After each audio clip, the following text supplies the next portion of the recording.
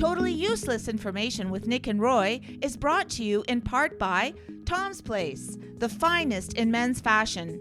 Located in Toronto at 190 Baldwin Street, in the heart of Kensington Market.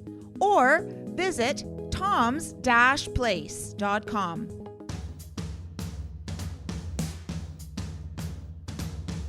It's everything you never needed to know. This is Totally Useless Information with Nick and Roy. Listen, laugh, and learn. How much DNA does the average house cat share with a Bengal tiger? None. Cats don't share anything. Have you ever seen a bearded elephant? Hi, I I'm saw Nick. a bearded lady once. Hi, I'm Nick. And I'm Roy. And this week, we scour the internet to find out these useless tidbits just for you. Plus, we'll check out what's in the mailbag. This week, our friend Tom from Tom's Place, well, he celebrated a birthday. Well, he sent us an email thanking us for the birthday message. And in the news, lights out for this meth head. Totally useless information. It's everything you never needed to know. It's probably about Florida. No. When I say this meth head, I wasn't referring to me. Thanks for joining us, because that's what it sounded like. Thanks for joining us You're very here. methodical. Yes, I am. That's right. Methodical. Thank you for joining us. 100 countries around the world, more than that now, because we're still continuing to count. But then again, we need to take off our shoes and socks to find out the rest after that. Ew. Yeah. And we're also on the iHeartRadio Talk Network, coast to coast in Canada and the United States. Roy, we haven't done this in a long time. This is one of our original topics. Animals, crazy animals. Speaking of kitty cats, I can't wait. Give us your teaser. What do cats share? No, I'm not going to tell you that yet. Okay, I'm fine. going to tell you first. I'll do this. You remember we said sea otters hold hands when they sleep? That's correct. Well, Finnish hands, whatever they are, I don't know, but When they swim, hold each other. right? When they swim too. Yeah. Yeah, they kind of hold hands, like strolling along. You know? But check this one out. Do you know that sea otters pick a favorite rock and stick it in a sleeve of skin that they have, like kind of on their underbelly, under their where they're what I would call an arm. Okay. But they pick a favorite rock and keep it. It's like a memento for them. Oh. They're pretty cool animals, sea otters. They're very interesting animals. They literally pick, and they all do it. It's very similar to penguins, because penguins, when they want to mate with somebody, when they pick their mate, what they do is they take a rock, they polish it, and then they give it to their significant other. It's kind of interesting. Well, you heard that song by the Otter that it's a talk about rock. No, okay. Yeah, they go around. The otters go to each other to talk to each other, and they say, "You rock." Yeah, they're like, we're going to a rock concert tonight. Now, raccoons. Raccoons? Raccoons. They're back. So I don't know about you guys down in Florida. Do you have raccoons in Florida? Sure. Yeah. Yeah. Yeah. They wear bathing suits, but they do. Right. Well, we have raccoons up here in flip-flops and bathing suits. They do. The raccoons we have up here in Toronto, where I live, there's a problem. In fact, they designed the green garbage bins so that raccoons can't open them. Right. Okay. That's not the fact. I'm just telling you, we have so many raccoons. But raccoons are habitual creatures. If they find an easy... they're habitual, all right. They are. They put the bitch in habitual. If they find an easy food source or a safe shelter, they will follow a consistent routine and come back to the same location every night. And they have a vast memory of their home territory, allowing them to navigate neighborhoods with precision. Yeah, we have raccoons. We also have bear, and we have alligators and deer and snakes and all kinds of stuff. Oh, my. Lizards, monitor lizards, Wow. iguanas. A lot of wildlife down there. A lot. Yeah, they want us to keep our garbage in our garages, which is the dumbest thing I've ever heard. So how does the garbage get picked up? Well, you take it out and put it out the day before. Think about that. The animals are supposed to be after this garbage. They have some sinister plan to eat your garbage. Right. Yet on Sunday night through Monday afternoon, they take a break. How stupid is that? It's like a smorgasbord, right? Everybody puts it So out. hold on. So what day of the week is your garbage pickup? Monday they pick up. Monday. So Sunday we're allowed to put it out after 6 o'clock. There's rules, Nick. Right. There's rules here in Florida. Yeah. What, really? After 6. What do yeah, they? after 6. After and then 6. you have to have your pails back in after 6 on Monday. All right. This is PM, right? 6 p.m. PM to 6 p.m. Yes. Okay. So we have the Postmortem. We have yes, we have rules here too, where we have till 7 o'clock. We have to take it out after 7. Ah, yeah. We have rules, Nick. We have rules here. The Whether animals have rules. Yes. They know not to come on Sunday, and yeah, it's the dumbest thing I've ever heard in my life. Who keeps garbage in your house? Well, it depends on who's living there. So you're gonna give us your teaser now? Nope. I'm going to tell you about honeybees, Nick. Okay, fine. Okay, honeybee. Scientists have found who these scientists are, we don't know. Yes. They're very generic. Right, yes. Scientists. I think it's like this one AI picture of a scientist. But anyway, scientists have found that honeybees can individually recognize human faces. Oh, really? Now, that must be very confusing because like honeybees see like 6 or 8 things like in a prism. Their eyes are like a prism. Right. But they could literally tell the difference in individual human faces, which is probably why no honeybee goes around Nick, because they're frightened. Yes. Oh, it's him again. Yeah, I just tell them mind your own Don't beeswax. look. I tell them mind your own beeswax is what I do. So it's interesting how you talk about otters. I also have facts about otters. No, but not the same one. You have the otter fact? No, this is the otter hair. It's the otter one. Otter hair, yes, the otter one. While a typical human, except me, has about 100,000 hairs on their entire head. Yeah, how'd they leave you out of this? Well, I don't know. Wouldn't that skew the average? It does. Yeah, I skew a lot of things. A single square inch of a sea otter's coat packs between 600,000 and 1 million hairs in 1 square inch. No. That gives an adult an astounding total of up to 1 billion hairs. See, otters are this amazing creature. They are. Because their survival depends again, on keeping their fur waterproof, they spend massive amounts of their day meticulously cleaning and conditioning their coats. Yeah, they don't have much else to do, Nick. No, they don't have jobs. No, they don't. And they hold hands while they count each other's hair. Want to hear my fact, Nick? Okay, are you going to finally tell us about what cats share, if anything? No. I'm going to tell you about birds. Fine. You told me about the bees. Now I'm telling you about the birds. Okay. The birds and the bees. Sure. Okay. And I'm going to leave you in suspense for the DNA of the cat. Okay. But anyway, a bird called the swift, which is actually a pretty good name, the swift. Pretty swift. This bird spends most of its life flying. Now, you could say that most of its life, and it could be like, flies for 8 hours a day. Right. But get ready for this. The swift can fly for an entire year without even landing. Really? That's insane. Wow. This bird requires very little time on a perch. It literally spends almost all of its time flying. So remember that joke where... Kind of like you when you're smoking pot, Nick. I don't smoke pot. No? I cook with pots. I cook with pot. I cook with meth. I cook the meth in Nick my said pot. that like he's from Siberia or something. I cook with pot. Don't you remember the old joke where I wear pot on head. Pothead.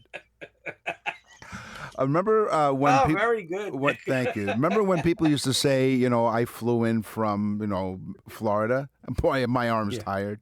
Right. So could you imagine that bird always flying? I'm still going to stick with the otter. This is the otter fat. Oh, this is another otter one. That's right. It's another otter fact about the otter. This is not a catastrophe. It's not. Unlike other marine animals like seals or whales, sea otters do not have a layer of insulating fat. They just have all that hair. Their ultra-dense fur as we said earlier, traps a layer of air right against their skin, keeping the icy ocean water from freezing their bodies. So could you imagine if your skin had lots of air in it? It keeps you insulated. Okay, finally, Nick. I know your anticipation has peaked at this point. Yeah, because I still have my teaser. Along with your sexual capabilities. Right. So speaking of teasers, yes. So I have yet to do my teaser too. So there you go. Oh, so you'll leave yours for last. That's right. I'll do mine now. Okay, go ahead. The average house cat shares its DNA. Why don't you do your fact first? Sure. The bearded elephant. Now, it doesn't sound like it's not. Yes. Now, it's not like one of those freak shows at a circus or anything like that. No. And it's not one of our classmates from high school. No. Elephants don't grow beards, actually, like humans do, but they have sparse hair all over their bodies. Why with the hair, Nick? I don't You're know. having some second thoughts here about the toupee? I have hair envy. What was one of my hairline? Hey, that's a good name for a hair salon. Hair envy. Hair envy. There you go. They don't grow beards like we do, but they have sparse hair all over their bodies, including longer bristles on their chins and around their trunks. Some might mistake this for a beard, but especially on the fuzz on baby elephants. So the babies elephants are born with a little bit of fuzz. Yeah, so they could put their little foot or whatever the hell they have stump, and they can go.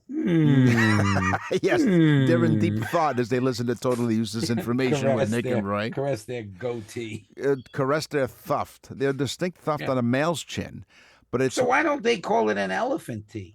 Why do they call it a goat tee? Goat tee. I don't know. Do you have the answer to that? Nah. Well, the goats have that. Nanny goats have that goatee. They do.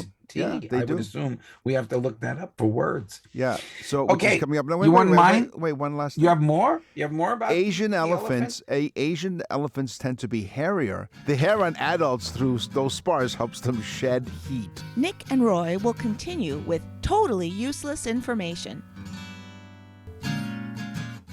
Totally Useless Information with Nick and Roy continues. Listen, laugh, and learn. So far, all right, will here you we go, tell Nick. us about what do cats share with the average house cat? Yeah, okay, the average shares house cat. its DNA with an African Bengal tiger or a Bengal tiger. Okay. Very large, right? Very vicious animal. Yes. It shares 95.6% of its DNA with the Bengal tiger. Okay.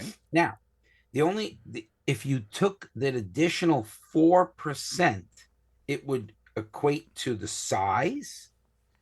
And that, of course, is what makes the Bengal tiger, because cats can be vicious little guys all by themselves, but now increase the size by 15 and you got yourself some problems. Yes. Exactly. Thanks for joining us here on Totally Useless Information with Nick and Roy. We invite you to visit our website, nickandroy.com, a very simple website to very simple persons doing the show. Yeah, we're pretty simple. We are. Go to nickandroy.com, the Nick and Roy stores. Click on that, Nick and Roy store. We changed the name of it. We changed it. It was a typo. The Nick and Roy store. Nick.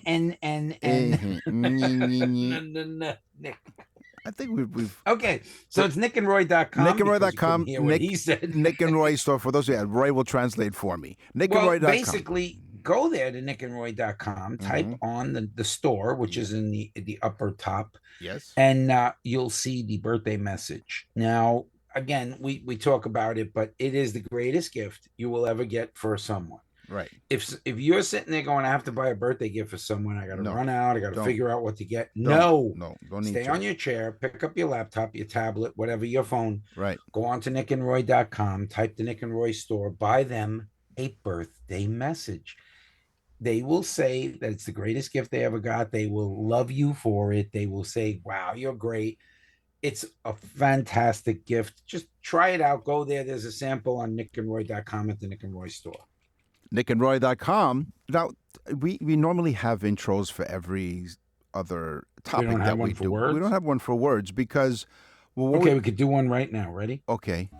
blah blah blah blah blah blah blah blah blah blah blah blah blah blah blah blah blah blah blah. Translation: this is totally useless information with Nick and Roy with words. There you go. See? That's Done. how easy it is. All right. How about a quacker wadger? Quacker wadger. Oh, the old quacker wadger. Now, it's an archaic slang term primarily used in the 19th centuries. It refers to a wooden toy puppet whose limbs move wildly when a string is pulled, like a marionette. And what is it called? Quacker wadger. Oh, the old quacker wadger. But it gained a figurative. It also gained a figurative meaning applied to a politician whose actions are controlled by others rather than independently representing their constituents. Yeah. Daisy. Mm-hmm. The word daisy, Nick. Like the flower? The flower. Yeah, yes. Okay. What about it?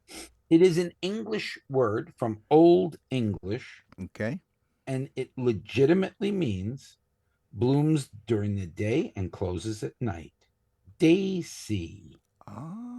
Okay. And that's what it originally was. Day, like from Day. the Latin term deus. Right. Day. Yeah. See. It sees day, but not night. I see. Daisy. I see. Interesting, right? It is. It's like a collywodger wadger. It is. The old bullocks wadger. How about philipendulus? Philipendulus. Ooh, philipendulus. It's derived from the Latin philum, meaning thread, back to the thread, and pendere means to hang. It's a word to describe something suspended or hanging from a delicate thread like a spider on a web, or like the collywodger. Or in metaphorical situations, hovering on the edge of failure, hanging by a thread. Philipendulus. Philipendulus. That's right. See, I like that one. Yeah, I would use that one. It is. Could you imagine that Al Pacino used that in the movie instead of like, I'm bringing on here? He could have said, I'm Philipendulus. And so are you. Okay. This is a double one. You get two for the price of one. Wow, okay. This is Latin terms. Yes. Okay. The Latin term for I hear is audio. Yes, of course. The Latin term for I see is video. So that's why we have the words audio and video. I hear, I see. I conquered. Very good. I love it. Yeah, it's very Philopopopoulos. Philipendulus. I'm hanging on a thread here. Now, you could be a flingy. A flingy. A flingy. I've had a few of those in my time. Yeah, but then the doctor gave you something and it went away. It was easy. A term for a person on the receiving end of a thrown object. A flingy? Right. You've been flung at, so you're on the receiving end of a thrown object. The flingy. Or he's the flinger. You're the flingy. This is even more sexy and provocative, a slang term for the partner involved in a casual romantic liaison. You know, when you have a fling, you're the flingy. You're one of the participants in the fling. Doryphro. Okay. That's a weird name. It's even hard to say. It's Doryphore. Doryphro? Sure. I guess. Yeah. Is someone, and I love this, they derive intense satisfaction from pointing out the errors of others. So somebody who says, oh, you did that wrong, or I look at him, he did that wrong, that's called Doryphore. They are a Doryphore. No, interesting you should say that. I will have an example of a Doryphore next week because we have a listener who left us a voice message on our website, nickandroy.com. You can do that as well. You can do several things. You go to the Nick and Roy stories we mentioned. You can leave us a message on the front page, or if you go to the bottom of the page, you can sign up for our free newsletter. But this listener sent us a voicemail doing exactly that. So we'll tune in next week for that. How about crapulence? Crapulence. Yeah, I have that sometimes. Nick. Well, I had that this morning when I woke up after coffee. Well, it describes the physical sickness, nausea, or discomfort that follows an overindulgence in food or alcohol. Crapulence? Yep. The term acts more of a descriptive literary synonym for a hangover or the food coma after a massive feast. Crapulence. I don't think that's the right word. I think most people use the word, oh my God. It's funny. People that don't even have any religion at all scream, oh my God, as their head is over the throne. Another way they could put this is, after eating so much, you say, oh my God, I just crapulenced my pants. See, that's a good one, though. People will use that. They will. Dory 4 and crapulence. Right. Nick makes so many mistakes, he's Dory 6. Right. Okay. Thanks for joining us here. Acnesitis. Oh, sorry. You have one more. Go ahead. Acnesitis. Okay. What do you think that is? Say it again. The acnesitis. It's when you have acne on your face. Meaning it's a name for something, not an action. Acne on your face. No, right? It sounds like that. Right? But it's not. Do you ever get an itch on your back and you try to get at it, but you can't reach it? No, yeah, exactly. Acnesitis is this part of your back that you cannot reach and touch. Wow. That's the acnesitis. I'm trying to get it now. No, I can't reach it. Nick, that's not your back. Wow. And if you lose a few pounds, you'll see that again as well. Exactly.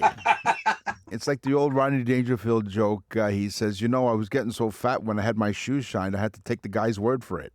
Where do they go to listen to our show, Nick? They go to nickandroy.com. You can check out all of our library of episodes there, nickandroy.com, or you can go to the iHeartRadio app on the iHeartRadio network, because we're on radio on the iHeartRadio Talk Network. And where else are people going to hear this stuff? They're also going to hear it, honestly. Anywhere we're doing a public service thing here. We are. We anywhere you have podcasts, if you're listening to us, you've downloaded us on your favorite podcast platform. We're educating thousands of useless people every day. That's why we say listen, laugh, and learn. And you're going to just go on our website and look at us. Right. And you're going to learn lots. Nick and Roy will continue with totally useless information. To access the full library of episodes, visit nickandroy.com. That's nickandroy.com. June is birthday month, and they'll celebrate all month long. Hi, Nick and Roy for Tom's Place. Tom turns 70 on June 7th. Annette's big day is on June 9th, and Tom Jr. on the 13th. If you add Father's Day and Canada Day, it's a month-long party. This is a big deal, and they know how to celebrate. With Make-A-Wish special deals, select designer suits regularly up to $650 are now only $370, or get ready, Nick, 3 for $970. Mm-hmm. 3 designer suits for $970. That's insane. It is. Plus select dress shirts from $70. It's like a birthday gift to your wardrobe, Nick. Unwrap even more upstairs with birthday deals on suits, sport jackets, pants, and shirts. More deals all month long. It's deals, and Nick. It's amazing. You can join the excitement. Here's the great thing. I'm excited, Nick. You should be excited. You can win, not you, but the audience can win an incredible $570 shopping spree. Tag Happy Birthday Tom on any of his social media at Tom's Place TO, or go to his website, toms-place.com. We know it's Tom's birthday and the family, but you get to treat yourself to their birthday savings. So celebrate with style on brand new menswear. We're talking below retail prices. Visit Tom's Place at 190 Baldwin Street in Kensington Market. Tom's Place will suit you. We're back with totally useless information with Nick and Roy. Listen, laugh, and learn. Turn down the lights and turn on the projectors. Nick and Roy standing under a street lamp. Fog's as thick as peanut butter. Mm-hmm. They're talking totally useless, I tell you, useless information about the movies. Now, do you not picture a foggy night and a lamp? I don't want to tell you what I picture, Nick. Right, and you see the voice lady. Picture a woman in a trench coat. Right? Smoking with a an cigarette. Undone belt. Right, With an undone belt. Exactly.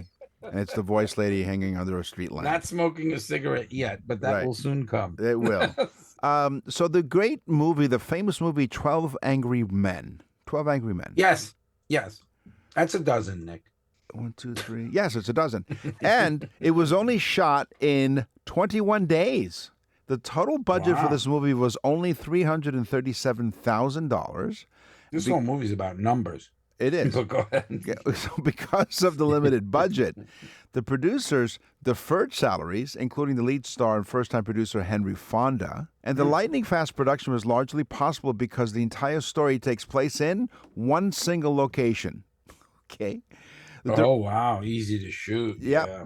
Sidney Lumet and the cast rehearsed for 2 weeks on a cramped stage. This allowed for everyone to memorize their blocking, meaning where they have to go, and lines. Yeah, because that's important. I shot a movie, and we rehearsed. And blocking. Because we didn't have the money or time to block people or do like what they do in Hollywood, where the person sits in their trailer in the morning and asks for what's called the sides of the day. Right. Which is their lines.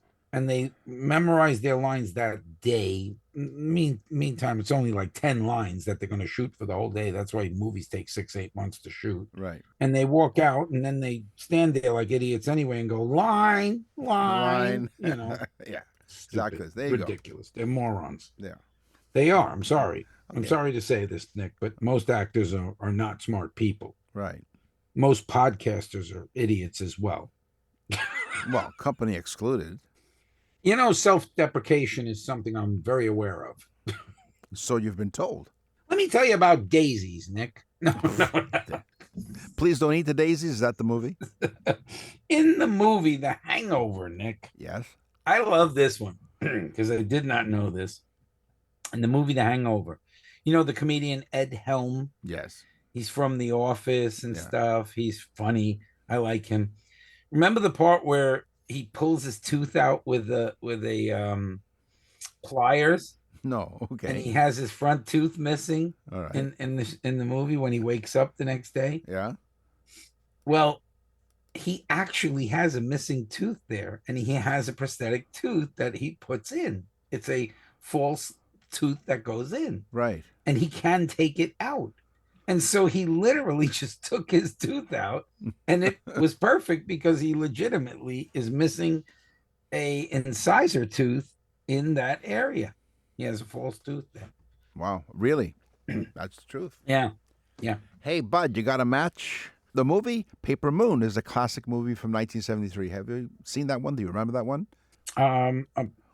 I don't remember, Nick, to be very honest. Right. I know I've seen it, but I don't remember it. It stars 9-year-old Tatum O'Neal.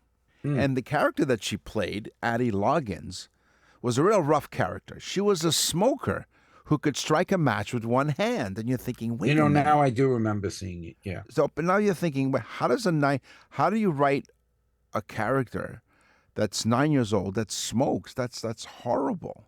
Like, isn't that cruel? But don't worry. Do not worry. Rather than exposing the child actor to real tobacco, her prop cigarettes were stuffed with lettuce leaves. Oh. Her ability, and then her ability to perform. Like, who cares, Nick? Who cares if she had to smoke a cigarette for the movie? Well, yeah, but for 9 years old, like, would you give a 9-year-old a cigarette today? I'm all about realism in movies. Okay, fine. Now, her ability to perform the one-handed strike was because she had sandpaper glued to her fingers to light the match with one hand. She won the Academy Award for Best Supporting Actress at just 10 years old. And got a free lung x-ray. Right, exactly. Have you ever seen the movie 2001 Space Odyssey? Yes, I have. Stanley Kubrick realized that he was building, it was a very expensive film to shoot at the time. Right. And he realized that he built these sound stages and sets, and that the movie company would probably want to keep them and use them for upcoming sci-fi things in space and so on and so forth. Kubrick did not want that. He didn't want his masterpiece being denigrated that way. So he destroyed all the sets when the movie was finished. Oh, wow. Mm-hmm. This next fact I call Indiana Jones and the Contract of Doom. Tom Selleck screen tested successfully to be Indiana Jones, I could see that. as he was George Lucas and Steven Spielberg's original choice for the role. But Tom Selleck was under contract with CBS for Magnum P.I., a very successful show. Well, CBS refused to release him to shoot the movie, and he had to turn it down. Harrison Ford, of course, as we know, was cast instead just weeks before the filming began. But here's the catch. In 1980, when there was an actor strike, it would have delayed the filming of Magnum P.I. and would have indeed provided Tom Selleck enough time to shoot Raiders of the Lost Ark. He probably would have been a much bigger actor. Yeah. Indiana Jones and the Contract of Doom. Yeah, Harrison Ford did a great job on those movies. He did. Except the first one was great. Yeah. Second one was good. After that, stupid. Okay. But, not a big fan of Spielberg. Indiana Jones and the Temple of Stupid. Well, Lucas and Spielberg were the first one. Right. So that's why it was so great. Exactly. It just was great. Exactly. Okay, this one is going to freak you out. Okay, I'll sit down. Because for a number of reasons. Okay, why? You've seen the movie The Terminator. Yes. With I'll be back. I'll be back, yes. Arnold Schwarzenegger. Yes. Well, the producer of the film was given the film, and he said, "Oh, this is great." And the original directors and people involved with the movie studio said, "We have the main character for the Terminator." And they said, "Who is it?" And they said, O.J. Simpson. Oh, wow. O.J. Simpson was supposed to play the character of Arnold Schwarzenegger, the Terminator. But the producer said, he looks too nice. This guy doesn't look like a killer. And he picked Arnold Schwarzenegger instead. But think of the irony. Yeah. Are you kidding? Wow. He looks too nice. He couldn't kill anybody. Wow. I guess the jury found that out too. They did.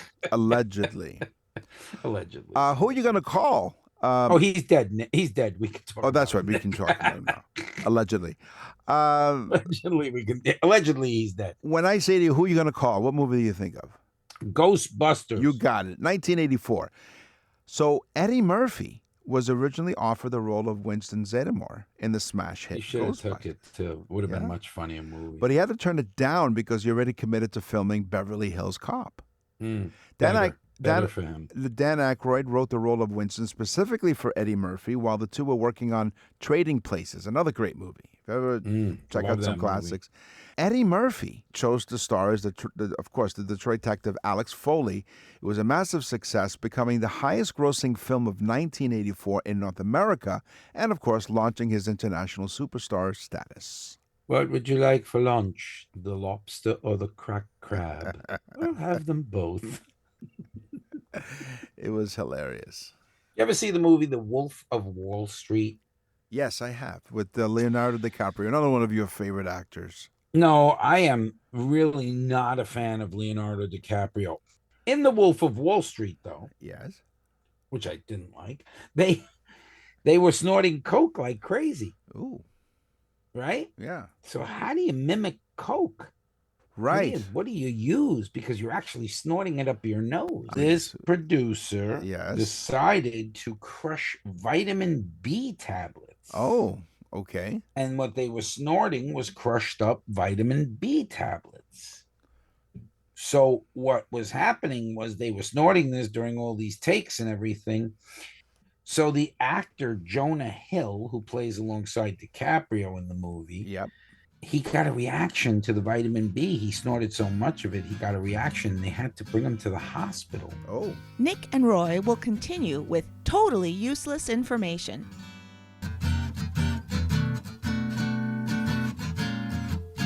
You're listening to Totally Useless Information with Nick and Roy.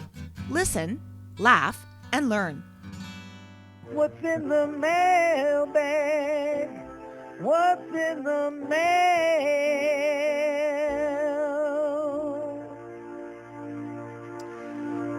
This email comes to us from Tom from Tom's Place. If you listen to the podcast on a regular basis, you'll know that he is one of our sponsors, and we thank him very much for his support.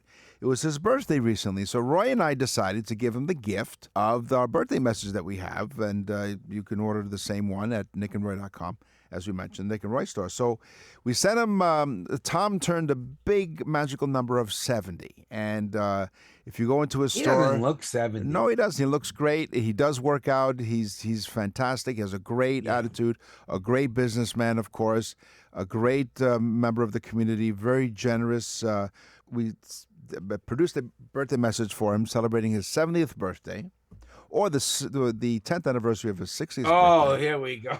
Or the 20th anniversary of his 50th birthday. All right. So anyway, he thanked us. He wrote back and he said, "Dear Nick and Roy, thank you for the longest birthday message I ever received." It was like 6.5 minutes. Because what we do, so I mean, just to elaborate a little bit. So what we do in the birthday messages, we can go to nickandroy.com and get a sample. Listen to a sample. Right. You guys are amazing, he says. I'm grateful for your warm wishes and thanks for all the statistics you dug up. Tom from Tom's Place. So you're very welcome, Tom. Thank you for your support, and someone deserves something really special because you are a special person. I've got Howard from Littleton, New Hampshire. All right, Howard. Now you say little town, Littleton. Yes. Honestly, it is a little town. I've been there. Okay. And it is an amazing town, Nick. It's one of the best foodie towns that I've been to. It's fantastic. You have Michelin chefs in that town. It's this small little town. You have the best breakfast place I've ever been to with buckwheat pancakes and of course the maple syrup from the best place to get it. Sorry. Outside of Canada, you mean? Outside. But anyway. Great town, Littleton, New Hampshire. So, Howard, I had to pick this one. Yeah, there you go. Howard says, my wife and I began listening to your show a few years ago. We are so hooked on it. We listen multiple shows every day to try to catch up. Oh, wow. So we go to nickandroy.com and we listen to past shows. Right. You guys are informative. You're great. I have caught you, he said, on one mistake. Uh-oh. Thanks a lot. We have 360 shows. Yeah, okay, sure. But yeah. That's a pretty good record. Yeah. So Howard says, we love your show. We have not finished every episode yet, but we are working on it. Good. And my wife says hi to you and Nick. Oh, hello. Right now, Howard's wife is going, how could you not give my name? I'm married to you for 50 years. I gave you the best part of my life. On the show today, we talked about the movies, we talked about words, we talked about animals. It's time for the news. And now, from around the corner and around the world, this is TUI News. A man who identified himself as an electrician appeared to cut power at a restaurant. Wow, shocking. Because of a heated argument after he was called a meth head. Okay? Oh, somebody said you're a meth head? That's right. And he went. He said, no, I'm not. I'm a licensed electrician. Right. The identity of the viral electrician remains undisclosed for the moment. However, many expressed their shock and praise following the video's release. The man appeared to be in a Scottish skirt, which is traditionally known as a kilt, as we know. Yeah. He appeared to be standing in line when another supposed customer was arguing with him. Another person in the restaurant appeared to call him a meth head. This appeared to have triggered the man. And he said, no, I'm a blanking electrician. So very close to what you said, he said. And that he threatened to cut off the power at the restaurant. Several people. Well, not only that. Not only that. That's one thing when you're working on electric, Nick. You don't want things dangling around it. No, you don't. Absolutely not. Now, here's the sick part. Several people in this video challenged him to do it. Okay. Oh, these people seem well grounded. They were. Well, that's an electrical term, Nick. It is. What? You say? What? What did the father say to his son when he came home late? He said, wire your insulate. The man who appeared, he followed he followed through to the threat. Wire your insulate. Thank you. The electrician angrily stormed out the door, banging it on his way out. Within a few seconds, the entire restaurant went dark, leaving visitors. He did it. He did it, Nick. It leaves visitors stunned in silence. Wow. Yeah. Although it was shared from previously mentioned account, the exact origin of the video remains unknown. But the viral... They did. He shut the power down. He did. He got back at the man. He did. Well, the viral moment was said to have been captured at a... He vaulted himself to... He did. Professional electrician. He did. Yeah. It appeared at a... this happened at a Taco Bell at an unknown location. Yeah. You don't want to do that to a Taco Bell. Now... what do you say about Taco Bell? It's not the Mexican telephone company? That's right, yeah. Taco Bell is not the phone company in Mexico. AI-generated pictures and more began flooding the comment section of the Twitter or X post. So this dude... So we don't know if this is true. Well, no, it's true because the video was true, but these are people making fun of him. Like one said, quote, they really thought that they could challenge the god of lightning and come away unscathed. No, you can't, Nick. They think they're the big burrito, but they're not. They're not. Someone else pointed out it went dead silent when the lights went out. Like, well, where were you when the lights went out? Yeah, I was at Taco Bell. No, I was in the dark. I'm in the dark here. Remember that? I'm in the dark here. Understand? We just did movies. I am an electrician. Yes, you are. When he swung that door open, I knew he wasn't playing. But he was wearing a kilt. He was. Maybe he was Scottish. Maybe he was Scottish. Maybe. I knew a Scottish guy ran out in a snowstorm. Yeah. It froze his testicles. It nearly killed him. So it went silent after the lights went out.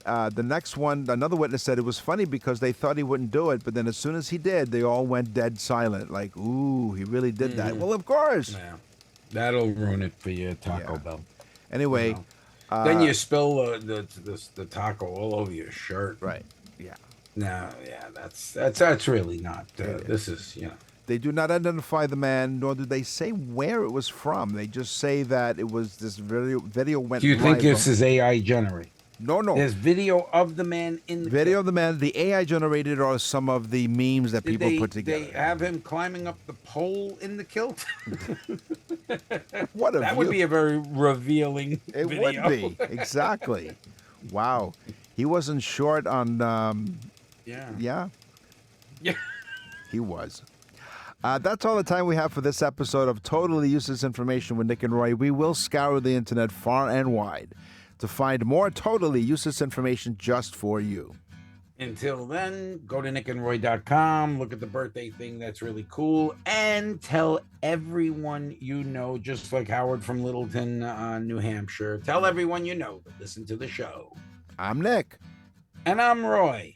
Thanks for listening. Totally Useless Information with Nick and Roy is recorded and produced in Canada. For more totally useless information, visit nickandroy.com.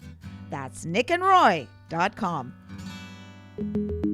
Totally Useless Information with Nick and Roy has been brought to you in part by Tom's Place, the finest in men's fashion. Located in Toronto at 190 Baldwin Street in the heart of Kensington Market. Or visit toms-place.com.